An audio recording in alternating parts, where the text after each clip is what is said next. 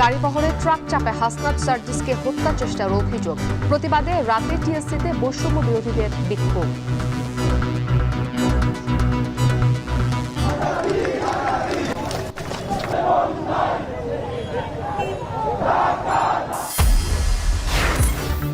Super শপে মাছ মাংসের combo অফারে ব্যাপক সাড়া। ব্যস্তদের সময় অর্থ বাঁচলেও চড়া বাজারে নিম্নবিত্তের আমিষ পূরণ নিয়ে শঙ্কা।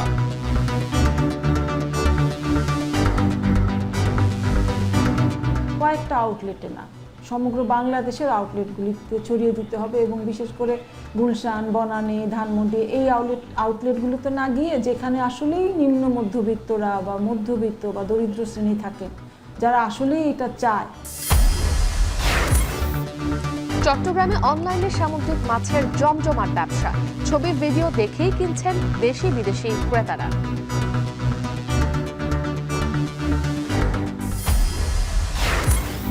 এবং নেতৃত্ব শূন্য আর অসমাপ্ত কমিটি নিয়ে ১৭তম দিনে বিসিবি। ৩ মাসের বেশি সময় হয়নি স্থায়ী কমিটির বৈঠক।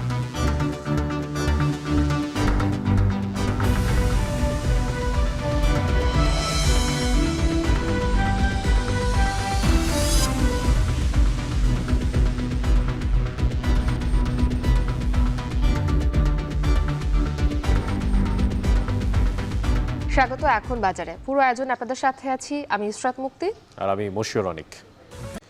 চট্টগ্রাম থেকে ঢাকা ফেরার পথে দুর্ঘটনার কবলে পড়েছিল বৈষম্য বিরোধী দুই নেতা হাসনাত আব্দুল্লাহ ও সার্জিস আলমের গাড়িবহর। তাদের একটি গাড়িতে ধাক্কা দেয় ট্রাক। তবে সংগঠনের মুখ্য সম্পাদক হান্নান মাসুদের দাবি, পরিকল্পিত হত্যার উদ্দেশ্যেই গাড়িবহরে ধাক্কা দেওয়া হয়েছিল। এই ঘটনার প্রতিবাদে ঢাকা বিশ্ববিদ্যালয়ের টিএসসিতে রাতে বিক্ষোভ মিছিল করেছে বৈষম্য বিরোধী আন্দোলন ও জাতীয় নাগরিক কমিটি। আরও জানাচ্ছেন শাহাদাত অব্র। সম্মিলিত সনাতন জাগরণ জোটের মুখপাত্র চিন্ময় কৃষ্ণ দাসের জামিনকে ঘিরে সংঘর্ষে চট্টগ্রামে নিহত আইনজীবী সাইফুল ইসলাম আলিফের দ্বিতীয় জানাজায় অংশ নেয় বৈষম্য বিরোধী ছাত্র আন্দোলনের আহ্বায়ক হাসনাত আব্দুল্লাহ এবং জুলাই স্মৃতি ফাউন্ডেশনের সাধারণ সম্পাদক সার্জিস আলম।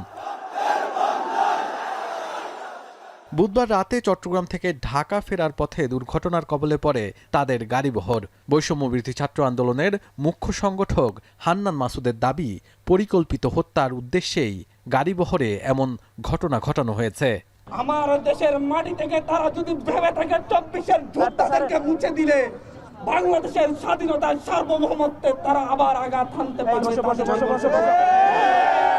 তারা ভাবছে সার্জিসকে হাসনাতকে সরিয়ে দিলেই এদেশের স্বাধীনতার সার্বভৌমত্ব আর টিকে থাকবে না।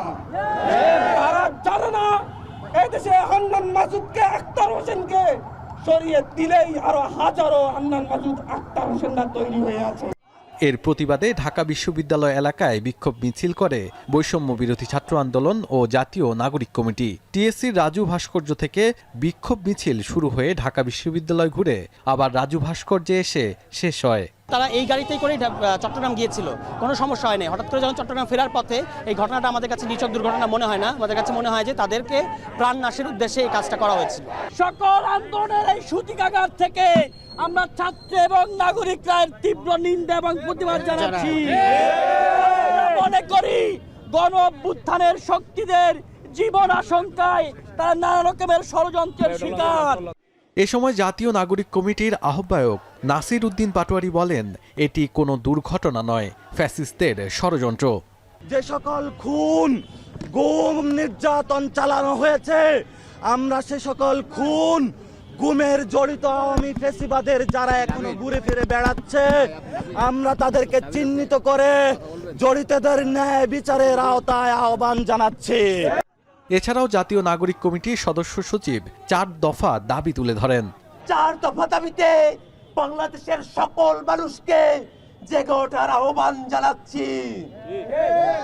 বন্ধুগণ, বাংলাদেশের হিন্দুদেরকে ওই হিন্দুত্ববাদী প্রভাব থেকে মুক্ত করতে হবে। বাংলাদেশে অস্থিতিশীলতা সৃষ্টি করা সন্ত্রাসীদের গ্রেফতার ও বিচারের আওতায় নিয়ে আসতে হবে।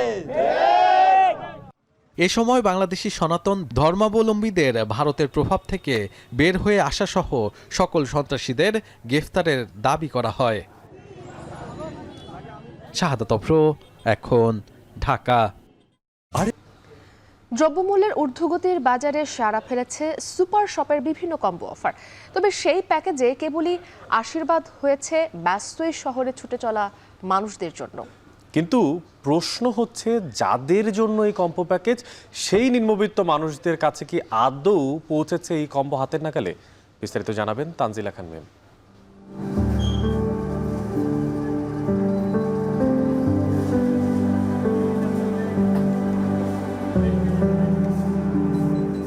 প্রতিনিয়তই বাড়ছে নিত্যপণ্যের দাম, আবার কখনো লাফিয়ে লাফিয়ে বাড়ছে ভোগ্যপণ্যের দর।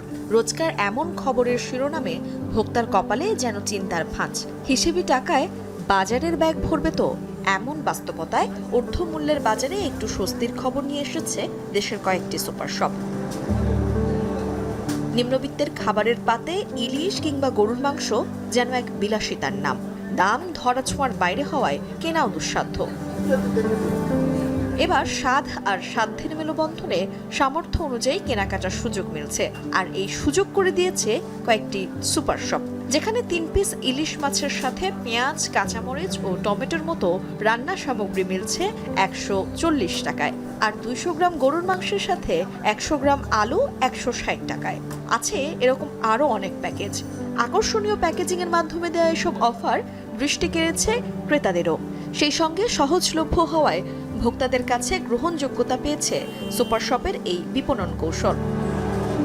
এক একজনের বাজেট এক এক রকম, সো যারা একটু কম রেঞ্জের ভিতরে সব ধরনের কোয়ালিটি মাছ চাচ্ছে, তো ওদের জন্য বেটার। এসির ভিতরে বাতাস খাই আমরা বাজার করছি, এটা একটা সুবিধা। দেখতে পাচ্ছি সামনে সব আছে, ঘুরে কিছু নাই। ওখানে আসলে কি হয় এটা তো অনেক সময় বোঝা যায় না, এই একটা সমস্যা। আমাদের জন্য অনেক সুবিধা হয়েছে যে একসঙ্গে 1 কেজি কিনা খুবই টাফ, মাসেও একবার খাওয়া জোটে না। তা সে জায়গায় এখন এই সাশ্রয় মূল্যে যে কোনো ওক্তে খেতে পারতেছি। এটা আজকে আবার ইলিশের বিষয়টা আরও আনন্দদায়ক। তবে নিম্নবিত্তের চাহিদা পূরণ করার চাইতেও এই প্যাকেজিং সহজ করে দিয়েছে এই শহরে একা বাস করা ব্যাচেলরের জীবন। পাশাপাশি গৃহকর্ত্রী, আবার কখনো বা কর্মব্যস্ত ছোট্ট পরিবারগুলোতেও এনে দিয়েছে স্বস্তি। যারা ব্যাচেলার আছে বা স্টুডেন্ট, অত তো বেশি প্রয়োজন হয় না, 1 কেজি মাছ নিয়ে করবেই বা কি তারা। তো সেই হিসেবে এই প্যাকেজটা বেশ আকর্ষণীয় মনে হয়েছে আমার। আমাকে মাছটা কাটতে হবে না। সেকেন্ড অফ অল, আমার বাসায় ইলিশ মাছের মাথাটা একদমই খাওয়া হয় না, সো এই দিক থেকে আমি মনে করতেছি এটা আমার জন্য খুবই উইন উইন একটা সিচুয়েশন। 2টা হ্যাসেল প্লাস মানিটারি একটা সেভিংস তো হচ্ছেই। দ্রব্যমূল্য ঊর্ধ্বগতির কারণে আমাদের এই ইনিশিয়েটিভটা নেওয়া হয়েছে, যেখানে অনেক সাড়া পেয়েছে। অনেকেই হয়তো ধরেন 1 কেজি গরু লাগবে না, তার ফ্যামিলি ছোট, তারপরে ব্যাচেলর স্টুডেন্টস, তাদের জন্য বেসিক্যালি এই কম্বো অফারটা করা। বিশেষজ্ঞরা বলছেন, সুপার শপের এই বিপণন পদ্ধতিতে কোনো শুভঙ্করের ফাঁকি দেখিয়ে যেন চাপা না দেওয়া হয় নিম্নবিত্ত বা মধ্যবিত্তের আমিষ খাওয়ার স্বপ্ন। এটা হচ্ছে কি, সময়ের দাবি একটা কথা বলে না, সময়ের প্রয়োজনেই হয়তো বা স্বপ্ন ভেবেছে যে অ্যাটলিস্ট আমরা মানুষকে কিছুটা রিলিফ দেই। এই সুবিধাগুলো শুধুমাত্র কয়েকটা আউটলেটে না, সমগ্র বাংলাদেশের আউটলেটগুলিতে ছড়িয়ে দিতে হবে, এবং বিশেষ করে গুলশান, বনানী, ধানমন্ডি এই আউটলেটগুলোতে না গিয়ে যেখানে আসলেই নিম্ন মধ্যবিত্তরা বা মধ্যবিত্ত বা দরিদ্র শ্রেণী থাকেন, যারা আসলেই এটা চায়। যেমন ধরেন গুলশান বা বনানীতে ওনারা ইচ্ছা করলে একটা বড় মাছ কিনতেই পারেন, 2 কেজি গরুর গোশত কিনতেই পারেন, তাদের জন্য এটা একটা ফ্যান্সি। তারা একটা নিল, রান্না করলো, ফেসবুকে পোস্ট করলো, সেটা আলাদা জিনিস। কিন্তু পকেট কাটার ভয়ে সুপার শপ এড়িয়ে চলে যে ভোক্তা, তার মনে কোনো দীর্ঘশ্বাস নয়, বরং স্বস্তি থাকতে হবে বছর জুড়েই। ক্ষেত্রে মূল্যটা এমন হতে হবে যে 1 কেজি গরুর মাংসের যে দাম ছিল, আমি 4 পিস বা 400 গ্রাম কিনছি বা হাফ কেজি কিনছি সব সুপার শপের প্যাকেজে, সেখানে যেন ওই 1 কেজির দামটাই রিফ্লেক্ট না করে, ওটা যেন কম দামে হয়। নিত্যপণ্যের বাজারের উত্তাপকে পাশ কাটিয়ে স্বল্প অর্থের যোগানে মিটবে সব শ্রেণী পেশার খাবারের স্বাদ, প্রত্যাশা ভোক্তাদের। তানজিলা খান মিম, এখন, ঢাকা। চাঁদপুরে সপ্তাহ ব্যবধানে মুরগির দাম কমেছে ৫ থেকে ১০ টাকা পর্যন্ত, তবে এখনও চড়া ইলিশ মাছের দাম। আর এই বিষয়ে জানানোর জন্য চাঁদপুর থেকে এই মুহূর্তে আমাদের সঙ্গে যুক্ত হয়ে আছেন সহকর্মী তালহা জুবায়ের। জুবায়ের, আমি দেখতে পাচ্ছি আপনার চারপাশে রুই, কাতলা, মৃগেল মাছ, কিন্তু ইলিশ দেখতে পাচ্ছি না। প্রথমে জানাবো যে ইলিশ মাছের এই যে চড়া দাম, তার পেছনে কারণ কি? আর পেছনে মুরগির দোকানের পাশে দেখতে পাচ্ছি বেশ ভিড়ও জমেছে। তো এই 10 টাকা 5 টাকা যে কমলো মুরগির উপরে, এতে করে কোনো স্বস্তি ফিরল কিনা নগর জীবনে? অনেক আসলে আমি আপনার প্রথম প্রশ্ন থেকেই বলতে চাই, চাঁদপুরের যে পদ্মা মেঘনা রয়েছে সেখানে কিন্তু ইলিশের দেখা নেই জেলেদের জালে। যদিও এখন কিন্তু ইলিশের খুব একটা মৌসুমও না, কারণ জুলাইয়ের পর থেকে আগস্ট, সেপ্টেম্বর, অক্টোবর পর্যন্ত নদীতে ইলিশ পাওয়া গেলেও বা ওই সময়টাতে ইলিশের প্রাপ্যতা বেশি থাকলেও কিন্তু এবছর মৌসুমের মধ্যেও কিন্তু সেই পরিমাণ ইলিশ পাওয়া যায়নি, যার কারণে কিন্তু মৌসুমব্যাপী ইলিশের দাম ছিল চড়া। এবং সবশেষ এখন যেই শীতের মৌসুম, সেই সময়টাতে এসে কিন্তু একদম ইলিশের আকাল বলা চলে।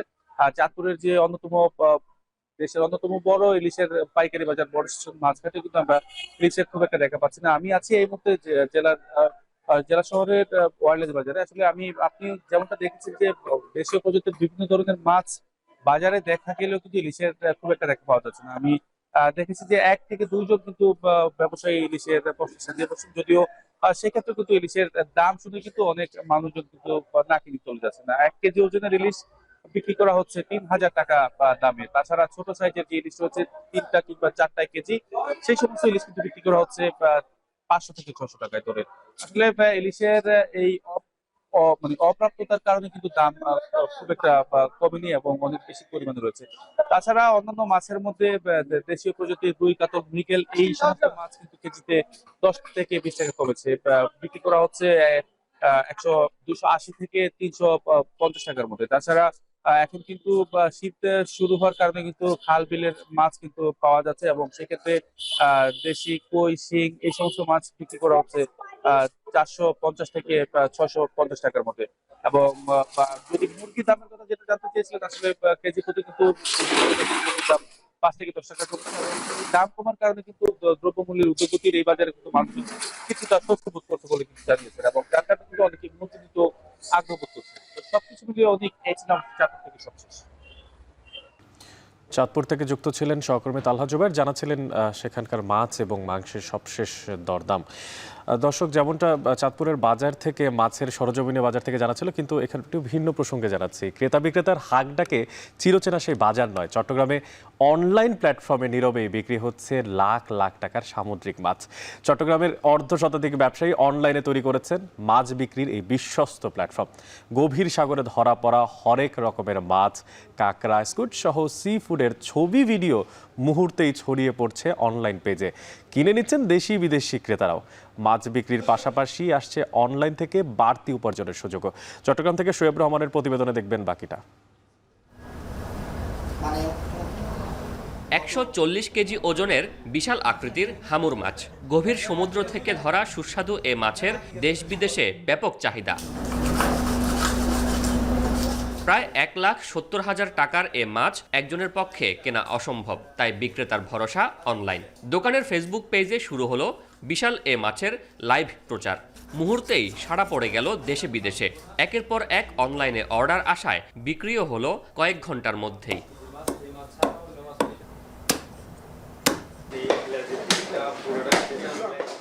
বাজারের চিরচেনা চিত্রের বিপরীতে এ যেন এক ভার্চুয়াল মাছের জগৎ। বিচিত্র সামুদ্রিক মাছ, কাঁকড়া, স্কুইড থেকে শুরু করে হরেক রকম মাছের সমাহার অনলাইন মাছ বাজারে। বন্দরনগরীর সদরঘাটে গড়ে উঠেছে অর্ধশতাধিক বিক্রয় কেন্দ্র, যাদের সবারই মূল বিক্রি অনলাইনে। দৈনন্দিন ব্যস্ততায় সময় মিলছে না বাজারে যাবার, কিংবা হঠাৎ বাসায় এসে হাজির মেহমান, কিন্তু ফ্রিজে নেই পর্যাপ্ত মাছ। এ অবস্থায় কি করবেন? এমন পরিস্থিতিতে আপনার ভরসা স্থল হয়ে উঠতে পারে অনলাইনে মাছ বিক্রির প্ল্যাটফর্মগুলো, যারা নিজেরাই নদী বা সাগরের এমন টাটকা সব মাছ পৌঁছে দিচ্ছে আপনার দোরগোড়ায়। গেল 4 থেকে 5 বছরে অনলাইন ভিত্তিক মাছের এমন বাজার গড়ে উঠেছে বেশ বড় আকারের। চট্টগ্রামেও দিনকে দিন জনপ্রিয় হয়ে উঠছে এমন অনলাইনে মাছের ব্যবসা।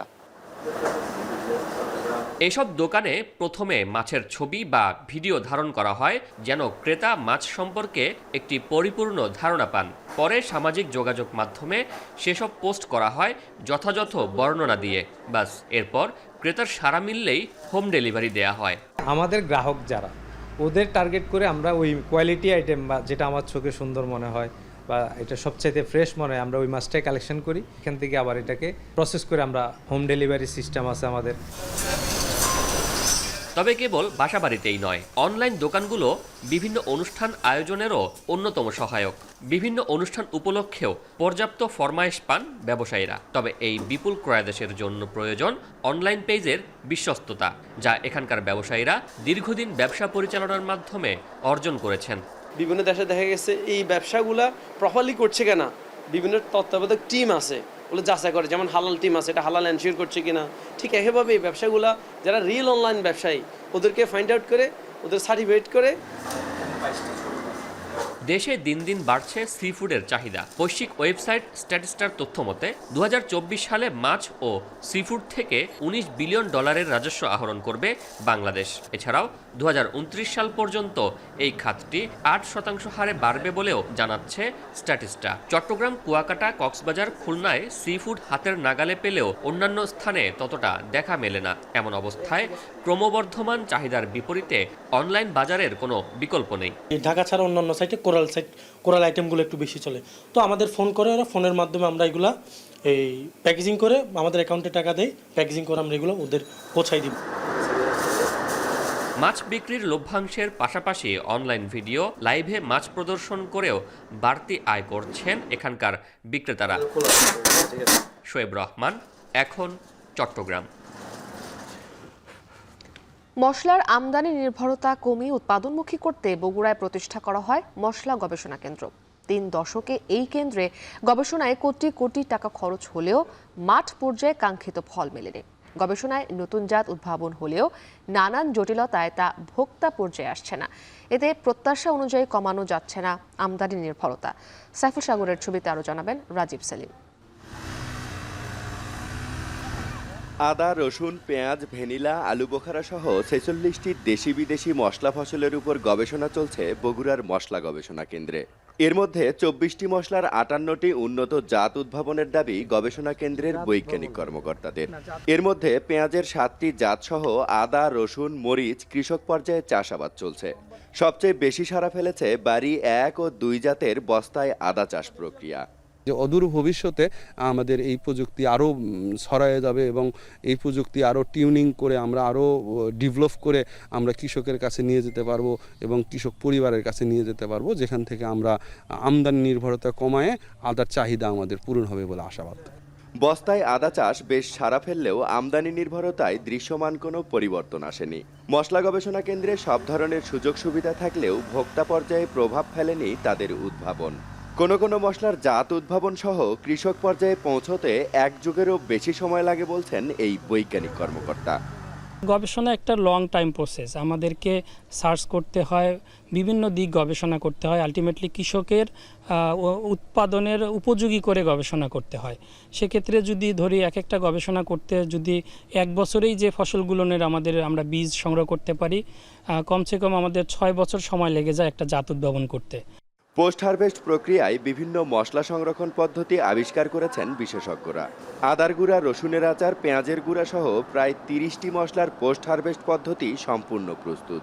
পেঁয়াজ গুঁড়া করে সংরক্ষণের পদ্ধতি উদ্ভাবন হয় প্রায় 5 বছর আগে, কিন্তু ভোক্তা পর্যায়ে তা পৌঁছার অনুমতির জন্য কাগজপত্র এখনও ফাইলবন্দি, জানান এই কর্মকর্তা। 30টা প্রোডাক্ট আমরা মশলা ফসলের উপরে প্রসেস করে আমরা ডেভেলপ করেছি। বেশ কিছু প্রোডাক্ট যে নতুন করেছে বাংলাদেশে, এগুলোর জন্য আমরা শিল্প মন্ত্রণালয়ে প্যাটেন্টের অ্যাপ্লিকেশন করেছি। শীঘ্রই হয়তো প্যাটেন্টের জন্য ক্লিয়ারেন্স পাবো, তখন আমরা আরও উদার হয়ে বিভিন্ন কোম্পানি দেবো। এর মধ্যে অনেক কোম্পানি আমাদের সাথে যোগাযোগ করেছে। 1996 সালে প্রতিষ্ঠিত এই মশলা গবেষণা কেন্দ্রে দেশি বিদেশি মশলার উপর গবেষণা চলছে।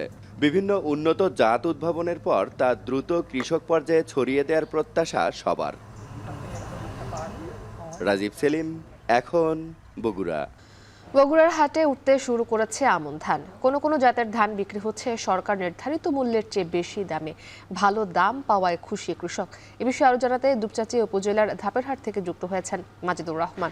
মাজেদ, দিনের শুরুতে বাজারে ধানের সরবরাহ কেমন দেখছেন জানাবেন। একসঙ্গে কোন জাতের ধান কত দামে বিক্রি হচ্ছে? হ্যাঁ, মুক্তি জানেন যে বগুড়া সহ যে আশপাশের জেলাগুলো রয়েছে সেই জেলাগুলোতে কিন্তু প্রায় 50% ধান কাটামারায় হয়ে গেছে এবং সেই ধানগুলো কিন্তু বাজারে আসতে শুরু করেছে। ফলে ধানের সরবরাহ কিন্তু বেশ ভালো হয়েছে। গতকাল আরও বেশি ছিল, আজকে একটু কম। তারপরে কিন্তু সরবরাহ কিন্তু দিন দিন বাড়ছে। আর গত কয়েকদিনের তুলনায় যে দামটি, সে দামটি একটু কম, তবুও কিন্তু যে সরকার নির্ধারিত যে দাম অর্থাৎ 1320 টাকা মন দরে ধান কিনবে সরকার, সেখানে কিন্তু আজকে বাজারে আজকে যে হাটে সে হাটে ধান কিন্তু বিক্রি হচ্ছে 1380 এবং 1400 টাকা দর মন দরে। আর এখানে যদি প্রকারভেদে ধান বলি, যেটা হলো স্বর্ণা 5, সে ধানটি আজকে বিক্রি হচ্ছে 1380 থেকে 1420 টাকা এবং 49 জাতের ধানটাও কিন্তু সেই দরে বিক্রি হচ্ছে। তবে কাটারি ভোগ যেটি ধান চিকন সরু জাতের যে ধানটি, সেটি বিক্রি হচ্ছে কিন্তু 1600 থেকে 1700 টাকা মন দরে। সেক্ষেত্রে বলা যায় যে সরকার নির্ধারিত যে দাম, সে দামে কিন্তু এখন পর্যন্ত সরকার তেমন ধান কিনতে পারবে বলে এখানে ব্যবসায়ীরা বলছে না। কারণ এখানে বাজারে যে দাম তার চেয়ে কিন্তু সরকারের নির্ধারিত দামটা কিন্তু কম, অর্থাৎ সরকার 1320 টাকা দরে ধান কিনবে, সেখানে বিক্রি হচ্ছে 1380 টাকা মন দরে। কিন্তু এখানে যে ধানটি বিক্রি হচ্ছে সেটি হলো মাঝারি জাতের এবং সরু জাতের ধান, আর সরকার কিনবে মোটা জাতের ধান। সেক্ষেত্রে কিন্তু মোটা জাতের যে ধানটি সেটি বিক্রি হচ্ছে 1350, 1320 এরকম। অর্থাৎ সরকার যে দামটি দিয়েছে সে দামেই কিন্তু মোটা ধানটি পাওয়া যাবে বলে মনে করছেন। আর যদি পরিসংখ্যান বলি, এইবারে কিন্তু বগুড়াতে ধান সংগ্রহ করবে প্রায় 12,500 মেট্রিক টন ধান সংগ্রহ করবে এবং চাল সংগ্রহ করবে 33,000 মেট্রিক টন। সেক্ষেত্রে কিন্তু এখানে খাদ্য বিভাগ যেটা মনে করছে, তাদের যে সংগ্রহ অভিযান, সেই সংগ্রহ অভিযান সবেমাত্র শুরু হয়েছে। তাদের আশা যে চালটি তারা পুরোপুরি সংগ্রহ করতে পারবে, তবে ধান সংগ্রহের ব্যাপারে তাদের কিন্তু এখনও সন্দেহ রয়েছে। কারণ এখানে যে বাজারে যে ধানের দাম, সেক্ষেত্রে কিন্তু সরকার নির্ধারিত দামের চেয়ে কিন্তু বেশি। এক্ষেত্রে ধান সংগ্রহ না করতে পারলেও কিন্তু চালটি সংগ্রহ করবে, কারণ একটি বাধ্যবাধকতা আছে, প্রত্যেকটি মিল মালিক কিন্তু চাল দিতে হবে সরকার নির্ধারিত মূল্যে। অর্থাৎ সরকার নির্ধারিত মূল্য এবারে 46 টাকা কেজি দরে চাল, 46 টাকা কেজি দরে হলো আতপ চাল এবং সিদ্ধ চাল বিক্রি হবে, কিনবে হলো 47 টাকা কেজি দরে। সেক্ষেত্রে কিন্তু এখানে মিল মালিকরা বলছেন তারা চাল সঠিকভাবে সরবরাহ করবে। তো এই ছিল মুক্তি আমার কাছে বগুড়া থেকে ধান চালের দরদাম নিয়ে সর্বশেষ। ধান চালের সরবরাহ দরদামের সবশেষ জানাতে বগুড়া থেকে যুক্ত ছিলেন মাজিদুর রহমান। নড়াইলে ব্যাপক পাটের আবাদ হলেও পাটকাঠি ব্যবহার হতো শুধু জ্বালানি হিসেবে।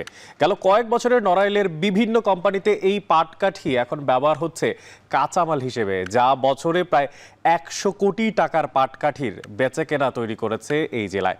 বিস্তারিত জানাচ্ছেন ইমরান হোসেন। নড়াইলের লোহাগড়ায় গাছবাড়িয়া গ্রামের বর্গাচাষী তাপস বিশ্বাস 1 একর জমিতে আবাদ করেছিলেন পাট। আগে পাট বিক্রি করে অর্থ উপার্জন করলেও বাড়ির কাজে ব্যবহার হতো পাটকাঠি। তবে এখন পাটের পাশাপাশি কাঠি বিক্রি করে সচ্ছলতা ফিরেছে তার সংসারে, আয় করছেন বাড়তি টাকা। শুধু তাপস বিশ্বাস নয়, পাটকাঠি বিক্রি করে লাভবান হচ্ছেন জেলার হাজারো কৃষক। উৎপাদিত এসব পাটকাঠি ভাগ করা হয় 2টি শ্রেণীতে। শুকনা মৌসুমে প্রান্তিক কৃষকদের কাছ থেকে পাটকাঠি ব্যবসায়ীরা বাড়ি থেকে নগদ টাকায় কিনে নিয়ে যান পাটকাঠি। নড়াইল থেকে ব্যবসায়ীরা পাটকাঠি কিনে খুলনা, বাগেরহাট, বরিশাল, সাতক্ষীরা, মানিকগঞ্জ, ঢাকা, চিটাগং সহ দেশের বিভিন্ন জেলায় বিক্রি করেন। জমিতে বুনেছিলাম, তাতে 70-80 মণ পাট হয়েছে।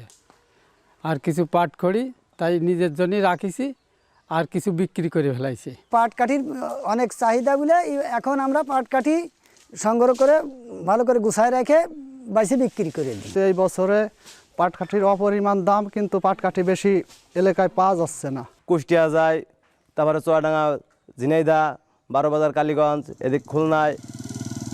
গত কয়েক বছর ধরে পাটকাঠি বিভিন্ন শিল্পের কাঁচামাল হিসেবে ব্যবহার করা হচ্ছে। এতে পাটকাঠির চাহিদা বেড়েছে। বর্তমানে কৃষকেরা তাদের উৎপাদিত পাটকাঠি জ্বালানি হিসেবে ব্যবহার না করে ভালো দামে বিক্রি করছেন। এতে জেলার কৃষকেরা বেশ লাভবান হচ্ছেন। বর্তমানে পাটের যে কাঠিটা এটা খুব ভ্যালুয়েবল হয়েছে, যেহেতু এটা পরিবেশ বান্ধব এবং শিল্পের কাঁচামাল হিসেবে এখন বহুবিধ ব্যবহার হচ্ছে। পাট কাঠির যে চাহিদা আছে এবং তারা অতিরিক্ত আয় করতে পারে, সেটার জন্যই কিন্তু আসলে কৃষকরা স্বাবলম্বী হচ্ছে এবং আশা করি যে দিনে দিনে পাট কাঠির আরও বহুবিধ ব্যবহার কারণে কৃষকরা তাদের মার্কেট আরও বৃদ্ধি পাবে এবং এটা ভালো দাম পাবে।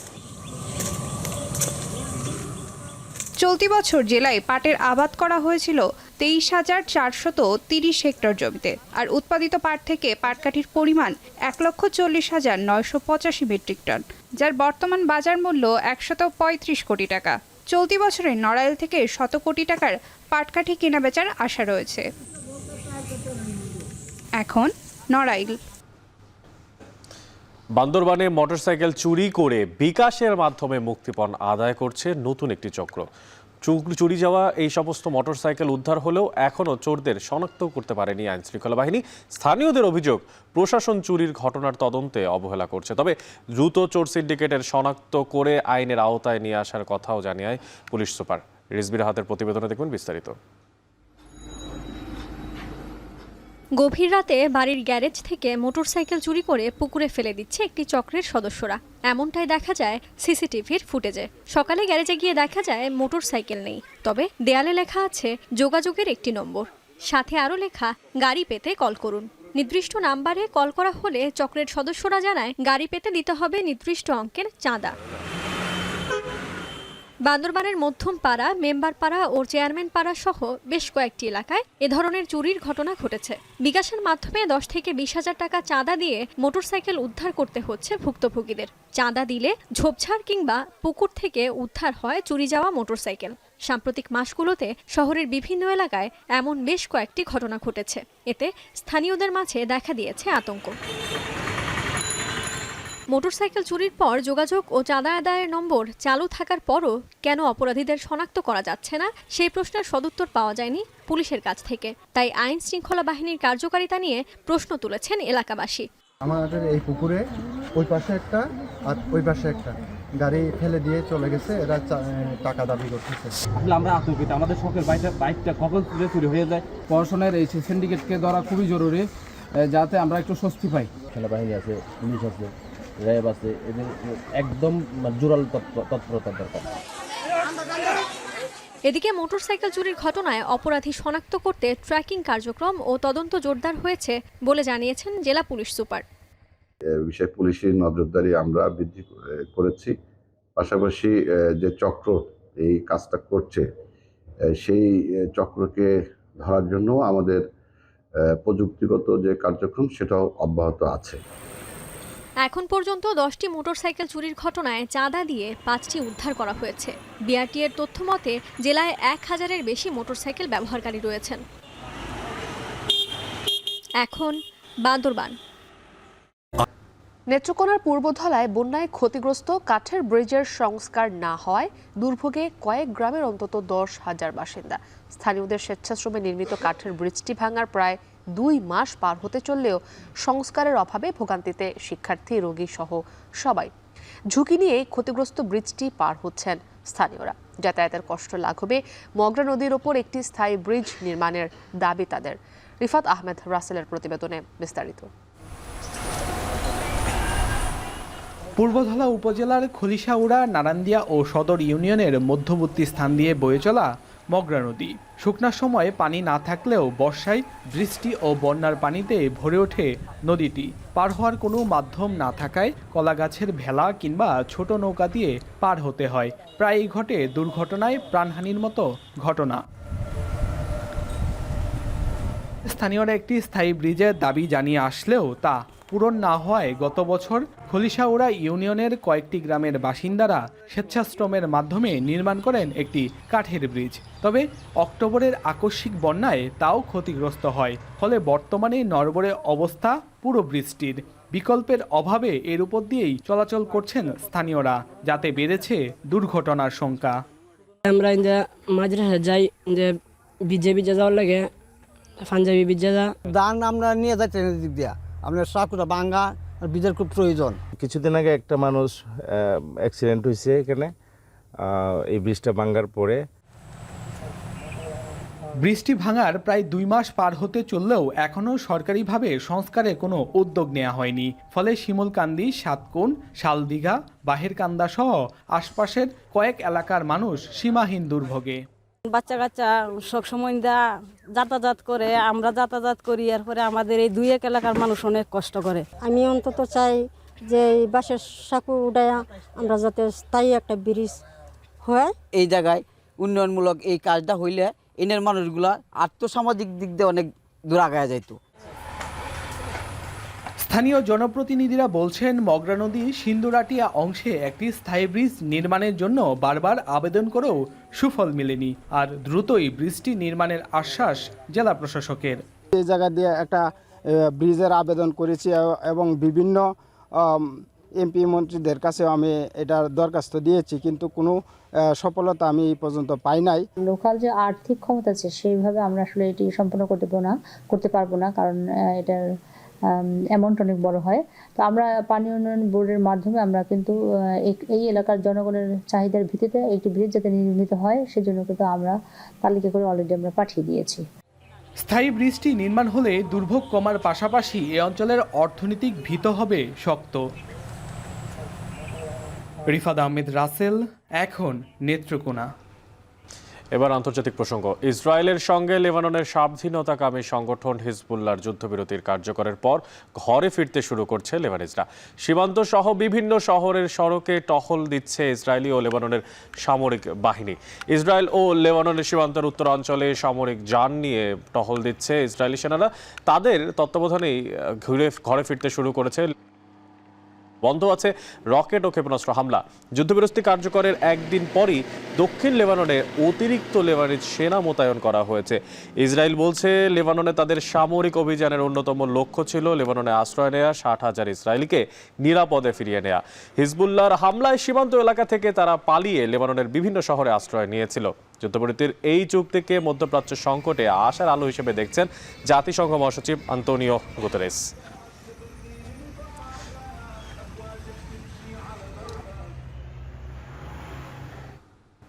শত বছর পর এবছরের নভেম্বরে সবচেয়ে বেশি তুষারপাত দেখল দক্ষিণ কোরিয়া। রেকর্ড তুষারপাত যেমন পান্ডা ও দর্শনার্থীদের আনন্দের খোরাক, তেমনি আছে দুর্ভোগের গল্প।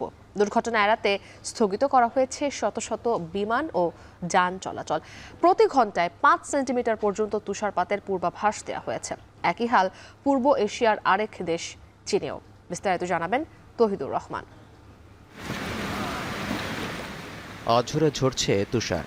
এর শীতল শুভ্র স্পর্শে প্রথমবারের মতো আনন্দে মেতেছে যমজ পান্ডা রুইবাও এবং হুইবাও। পান্ডা দুটির মজার মুহূর্তটুকু উপভোগ করেছেন দর্শনার্থীরাও। ক্যামেরাবন্দি করেছেন স্মৃতিটুকু। দৃশ্যটি দক্ষিণ কোরিয়ার একটি চিড়িয়াখানার। মুদ্রার এপিঠের গল্পে শীতের বার্তা নিয়ে আসা তুষারপাত যেমন আনন্দের উপলক্ষ, তেমনি মুদ্রার ওপিঠের গল্পে রয়েছে দুর্ভোগও। তার উপর নভেম্বর মাসে হানা দেয়া এই তুষার ঝড়ের অভিজ্ঞতাও দক্ষিণ কোরিয়ার বাসিন্দাদের কাছে নতুন। কারণ 1907 সালের পর এত বেশি তুষারপাতের রেকর্ড নেই দেশটিতে। 첫눈이 오고 많이 온 거는 반가운데 이 이상 기후에 대해서는 눈이 온다고 들었어가지고 평소에 입지 않았던 내복도 입고 সিউলের এই তুষারপাত আবহাওয়া পরিস্থিতির সবচেয়ে বড় বিপর্যয় হিসেবে দেখা হচ্ছে, যা অনেক বাসিন্দাকেই অবাক করেছে। আবহাওয়ার এমন বিরূপ আচরণের জন্য পরিবেশ দূষণকে দায়ী করছেন সবাই। 많이 온 건 처음 봤습니다. 저도 깜짝 놀랐는데요. 아무래도 진짜 날씨를 예측할 수 없게 요즘 진행되고 있는 것 같아서 이상기후가 아닌가 이런 생각이. 거기 일조를 한 것 같고 저도 뭐 국민 한 사람으로서 그 환경 오염을 없애는 거에 도움을 되고 싶은데 বৃহস্পতিবার পর্যন্ত প্রতি ঘন্টায় 5 সেন্টিমিটার পর্যন্ত তুষারপাতের পূর্বাভাস দিয়ে রেখেছে দক্ষিণ কোরিয়ার আবহাওয়া অফিস। এতে ক্ষয়ক্ষতি ও ভোগান্তি বাড়ার শঙ্কায় সতর্কতার সঙ্গে চলাচলের পরামর্শ দেওয়া হয়েছে। তুষার ঝড়ের কারণে প্রথম দিন বুধবারই 2 শতাধিক ফ্লাইট স্থগিত করেছে দক্ষিণ কোরিয়া। এমনকি প্রায় 100 ফেরি চলাচল বন্ধ করে বন্দরে থাকার নির্দেশও দিয়েছে কর্তৃপক্ষ। এছাড়া অনেক জায়গায় দেখা দিয়েছে বিদ্যুৎ বিভ্রাট। এমনকি রাস্তাঘাট তুষারে ঢাকা পড়ায় যান চলাচলেও ধীরগতি নেমে এসেছে, ঘটেছে দুর্ঘটনাও। এমন পরিস্থিতিতে দেশ জুড়েই তুষার সরানোর কাজে ব্যস্ততা বেড়েছে। একই সময় তুষারপাতে ধুঁকছে পূর্ব এশিয়ার আরেক দেশ চীনও। তুষারপাতে ঢাকা পড়ায় বুধবার 90টি হাইওয়েতে যান চলাচল বন্ধ ছিল। মধ্য ও পূর্ব চীনের বেশিরভাগ অংশে তুষার ঝড় কমে গেলেও দেশটির উত্তর ও উত্তর পূর্বের মঙ্গোলিয়া এবং হেইলাংজিয়াংয়ে তাপমাত্রা কমে তুষারপাত আরও দীর্ঘস্থায়ী হওয়ার পূর্বাভাস দেওয়া হয়েছে। অর্থাৎ শীত শুরু হতে না হতেই বড় ধরনের শৈত্যপ্রবাহের মুখোমুখি অঞ্চলগুলোর বাসিন্দারা। চীনের হেইলংজিয়াং প্রদেশের হেগাং শহরে গত সোমবার তুষার ঝড় আঘাত হানতে শুরু করে। সোম থেকে মঙ্গল 24 ঘন্টায় 54 মিলিমিটারের বেশি তুষার ঝড় রেকর্ড করা হয়েছে, যা 2012 সালের 11 থেকে 12 নভেম্বর পর্যন্ত হওয়া 37 মিলিমিটার তুষার ঝড়ের রেকর্ড ভেঙেছে। তৌহিদুর রহমান, এখন বিশ্ব। দায়িত্ব নেওয়ার শততম দিনের সামনে দাঁড়িয়ে বিসিবির নতুন কমিটি, অথচ এখনো আলোর মুখ দেখেনি বিসিবির স্থায়ী কমিটি। গঠনতন্ত্র অনুযায়ী 21টি কমিটির মধ্যে নেতৃত্ব শূন্য গুরুত্বপূর্ণ 11টি কমিটি, শূন্য 15 জন পরিচালকের পদ। তাহলে কিভাবে চলছে বাংলাদেশ ক্রিকেট দলের বোর্ড? কারাই বা নিচ্ছেন সিদ্ধান্ত? বিস্তারিত জানাবেন রেদওয়ান শাওন। 21 আগস্ট দেশের ক্রিকেটের স্মরণীয় মুহূর্ত। এক যুগের বেশি সময় ধরে ক্রিকেট বোর্ডে চলা স্বৈরশাসনের অবসান ঘটিয়ে সভাপতির চেয়ারে বসেন সাবেক অধিনায়ক ও সাবেক প্রধান নির্বাচক ফারুক আহমেদ। এরপর কেটে গেছে দীর্ঘ সময়। দেশের সাবেক অধিনায়ক নতুন দায়িত্বে হাঁকাতে চলেছেন সেঞ্চুরি। দায়িত্বের শুরুতেই চ্যালেঞ্জ ছিল অস্থিরতা কাটিয়ে দ্রুতই ক্রিকেটে ফেরাতে হবে প্রশান্তির হাওয়া। প্রত্যাশা ছিল পালাবদলের পর অন্য পরিচালকরা পালিয়ে গেলেও থেকে যাওয়া 7 পরিচালককে নিয়ে পাড়ি দিতে হবে বন্ধুর পথটা। তবে দিন যত গড়িয়েছে ক্রিকেটে এসেছে একের পর এক ঝড়ের ঝাপটা। কখনো নারী বিশ্বকাপ নিয়ে অস্থিরতা, তো কখনো বিপিএল এর নতুন আসর মাঠে গড়ানো নিয়ে শঙ্কা। সাকিবের দেশে ফেরা নিয়ে নানামুখী চাপ তো ছিলই। এর সবই ফারুক আহমেদ সামলেছেন একা হাতে, জাতীয় ক্রীড়া পরিষদ মনোনীত আরেক পরিচালক নাজমুল আবেদিন ফাহিমকে সাথে নিয়ে। তবে সবকিছুতেই এ দুজনের সম্পৃক্ততা মোটা দাগে তৈরি করেছে প্রশ্ন। তবে কি এখনো আগের মতোই চলছে দেশের ক্রিকেট বোর্ড? আইসিসির যেই ফ্রেমওয়ার্ক আছে তার মধ্যে থেকে নিয়মতান্ত্রিকভাবে আমরা বিসিবিতে পরিবর্তনটা এনেছি এবং এটা বাস্তব যে জোড়াতালি দিয়ে চলছে। নতুন বাংলার ক্রীড়া উপদেষ্টার বলা বিশৃঙ্খলা খুঁজতেই চোখে পড়ে অসঙ্গতি। গঠনতন্ত্রে বলা 21টি স্থায়ী কমিটির দায়িত্ব বন্টন না করেই চলছে বিসিবি। ক্রিকেট বোর্ডের এক সূত্র নিশ্চিত করেছে 21টি কমিটির মধ্যে 7 পরিচালককে দেয়া হয়েছে 8টি কমিটির দায়িত্ব। পরিচালক না হলেও বিসিবির গুরুত্বপূর্ণ 3টি কমিটির দায়িত্ব সামলাচ্ছেন দেশের সাবেক 3 ক্রিকেটার। এ তো গেল 10টি কমিটির হিসাব। বাকি থাকা 11 কমিটির দায়িত্বে কে আছেন কিংবা কার হাত ধরে চলছে সেসব কমিটির কর্মকাণ্ড জানেন না ক্রিকেট বোর্ডের পরিচালকরাও। এ নিয়ে কথা বলতে চাইলে মুখ খুলতে রাজি হননি কোনো পরিচালক। এদিকে বিসিবির গঠনতন্ত্র বলছে প্রতিটি কমিটির মাসে অন্তত একবার করে হতে হবে বৈঠক। তবে কমিটিগুলো সক্রিয় না থাকায় গেল 3 মাসের অধিক সময় ধরে হয়নি কোনো স্থায়ী কমিটির বৈঠক। পাশাপাশি বোর্ড মিটিং এর আগে নির্ধারিত এজেন্ডা পরিচালকদের জানানোর কথা থাকলেও ফারুক আহমেদের কমিটিতে মানা হয়নি এই নিয়মও। নিয়ম রক্ষার এক মেইল বার্তায় পরিচালকদের জানিয়ে দেয়া হয় বৈঠকের স্থান ও সময়। দেশের ক্রিকেট বোর্ডে চলা এমন অনিয়ম আর অস্থিরতা কিংবা বোর্ডের সিংহভাগ দায়িত্ব নতুন সভাপতির নিজ কাঁধে নেয়ার প্রবণতাকে কিভাবে দেখছেন বিসিবির পরিচালকরা?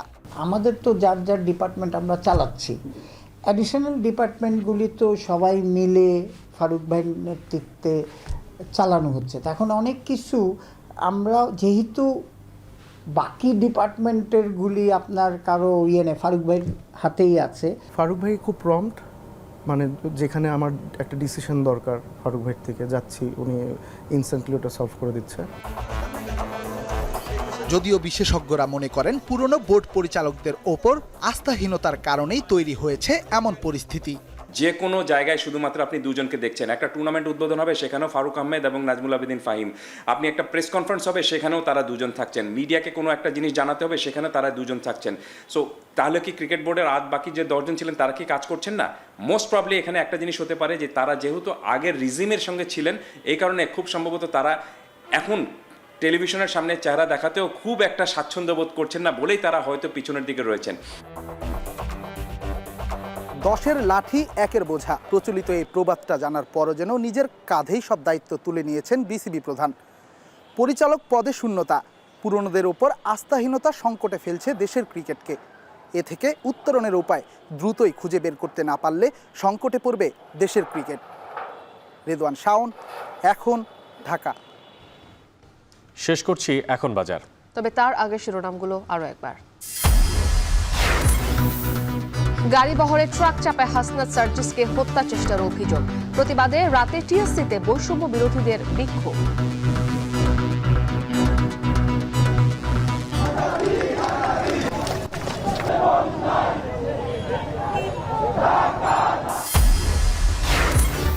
সুপার শপে মাছ মাংসের কম্বো অফারে ব্যাপক সাড়া। ব্যস্তদের সময় অর্থ বাঁচলেও চড়া বাজারে নিম্নবিত্তের আমিষ পূরণ নিয়ে শঙ্কা।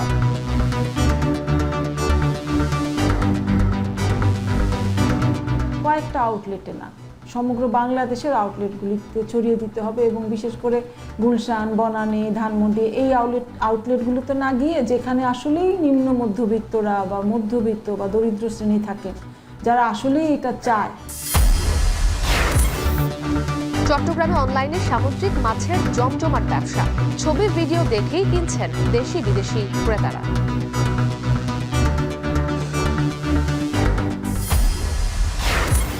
এবং নেতৃত্ব শূন্য আর অসমাপ্ত কমিটি নিয়ে ১৭তম দিনে বিসিবি। 3 মাসের বেশি সময়েও হয়নি স্থায়ী কমিটির বৈঠক।